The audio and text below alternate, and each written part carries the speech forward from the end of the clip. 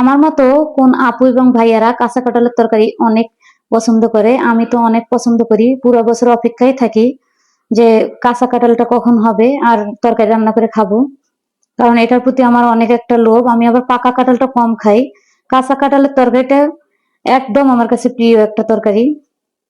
আর খুব সহজে কাঁঠালটা কেটে নিলাম হাতে সরিষার তেল মাখিয়ে। কারণ অনেক আপুরা ভয় করে যে কাঁঠাল কাটতে গেলে আঠা লাগে।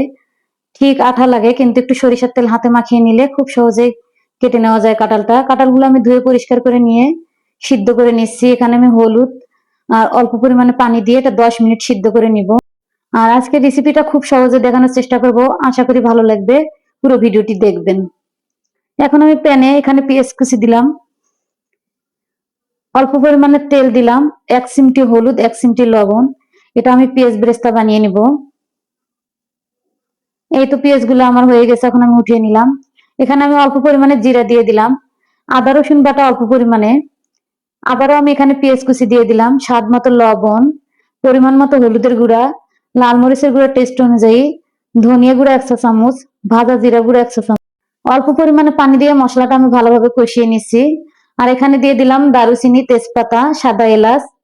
আর সিদ্ধ করে নিয়েছিলাম কিছু আলু, আলুগুলো আমি ম্যাশ করে নিচ্ছি যাতে কাঁঠালের তরকারিটা একটু ঝোলটা গাঢ় হয়। আর এইভাবে আলু দিয়ে রান্না করলে টেস্টিটা একটু বেশি হয়।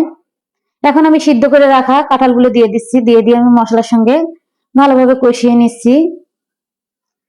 খুব সহজে রেসিপিটা দেখানোর চেষ্টা করতেছি, আর আমি সব সময় খুব সহজভাবে দেখিয়ে দেওয়ার চেষ্টা করি।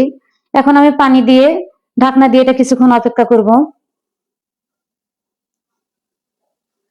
আবারও আমি কষিয়ে ঢাকনাটা দিয়ে দিলাম। এই দেখুন কালারটা কত সুন্দর এসেছে তরকারিটার। এখন আমি 1 কাপের কম পরিমাণ এখানে লিকুইড দুধ দিয়ে দিলাম। এই দুধটা দিলে তরকারিটাতে, কাঁঠালের তরকারিটাতে অনেকটা পরিমাণে টেস্টিটা বেশি হয়। আর এখানে উপর দিয়ে আমি পেঁয়াজ বেরেস্তা দিয়ে দিলাম। আর আমার তরকারির ঝোলটাও কিন্তু অনেকটাই গাঢ় হয়েছে।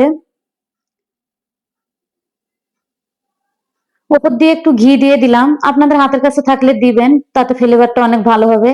আর না চাইলে আপনারা স্কিপও করতে পারবেন। তরকারিটা আমার হয়ে গেছে প্রায়, এখন আমি চুলা বন্ধ করে নিয়েছি। এখন পরিবেশন করে দেখিয়ে দিচ্ছি। আর বরাবর এই কাঁঠালের রেসিপিটা আমার মায়ের হাত থেকে শেখা। এটা মায়ের হাতের রান্নায় ধরতে গেলে শুধু আমি নিজের হাত দিয়ে রান্না করলাম, কারণ পুরো রেসিপিটা আমার মা এইভাবে রান্না করে আমি দেখে শিখেছিলাম। আর এটা খেতেও অনেকটাই লোভনীয় হয়। আপনারা বাসায় একবার হলে এভাবে ট্রাই করে দেখবেন, অবশ্যই ভালো লাগবে।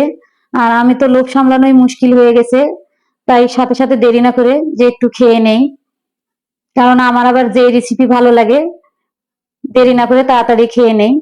আর আজকের রেসিপিটা ভালো লাগলে অবশ্যই লাইক, কমেন্ট, শেয়ার করে পাশে থাকবেন, যাতে আমি আপনাদের মাঝে আরো নতুন ভিডিও নিয়ে আসতে পারি। আর ভিডিওটা কেমন হয়েছে অবশ্যই কমেন্ট করবেন, কমেন্ট করতে ভুলবেন না।